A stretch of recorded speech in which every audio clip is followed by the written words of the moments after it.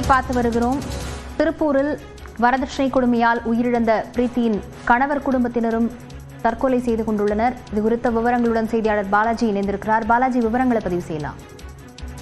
லாவண்யா, அதாவது வரதட்சணை கொடுமையால் உயிரிழந்த பிரீத்தியின் கணவர், மாமனார், மாமியார் என 3 பேர் தற்பொழுது கைது செய்யப்பட்டிருக்கின்றனர். இதனை அண்மை தகவலாக நாம் பார்த்து வருகிறோம். அதாவது திருப்பூர் பிரெஞ்ச் கார்டன் பகுதியைச் சேர்ந்த பிரீத்தி என்பவருக்கு கடந்த ஆண்டு செப்டம்பர் மாதம் திருமணம் செய்து வைக்கப்பட்டது.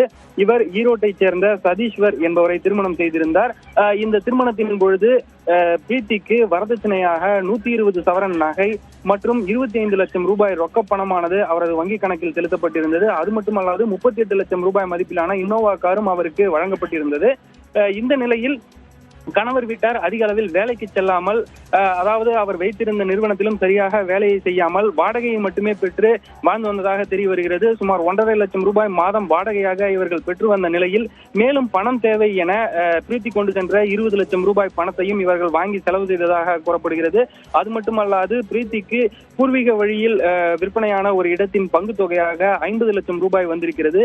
இந்த பணத்தை கேட்டு கடுமையான தொந்தரவு கொடுத்த நிலையில் அதனை தாங்க முடியாத பிரீத்தி கடந்த 1 மாதத்திற்கு முன்பாக தனது தாய் வீட்டிற்கு திருப்பூருக்கு வந்து சேர்ந்தார். இங்கிருந்து அவர் கணவர் வீட்டுக்கு செல்லாமல் இருந்த நிலையில் தொடர்ந்து கணவர் வீட்டாரின் இந்த பணம் கேட்டு தொல்லை காரணமாக அவர் மன உளைச்சலில் இருந்ததாக கூறப்படுகிறது. இந்நிலையில் அவர் தூக்கிட்டு தற்கொலை செய்து கொண்டார். இது தொடர்பாக 11 மாதங்களில் அவர் தூக்கிட்டு உயிரிழந்ததன் காரணமாக ஆர்டிஓ விசாரணையானது நடைபெற்று வருகிறது. முதற்கட்டமாக தற்கொலை வழக்கு பதிவு செய்துள்ள நல்லூர் போலீசார் இந்த தற்கொலைக்கு காரணமாக இருந்ததாக கணவர் சதீஸ்வர் மற்றும் மாமனார் விஜயகுமார், மாமியார் உமா என்ற 3 பேரையும் கைது செய்திருக்கின்றனர்.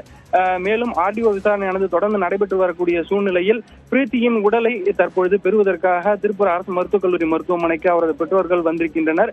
முதலில் உடலை வாங்க மறுத்திருந்த நிலையில் 3 பேரும் கைது செய்யப்பட்டிருக்கக்கூடிய காரணத்தினால் அவர்கள் உடலை வாங்க சம்மதம் தெரிவித்திருப்பதாக போலீசார் தகவல் தெரிவித்திருக்கின்றனர். லாவண்யா, பிரீத்தியின் தற்கொலையை தொடர்ந்து கணவர் குடும்பத்தினர் கைது செய்யப்பட்டிருக்கிறார்கள். விவரங்களுக்கு நன்றி பாலாஜி.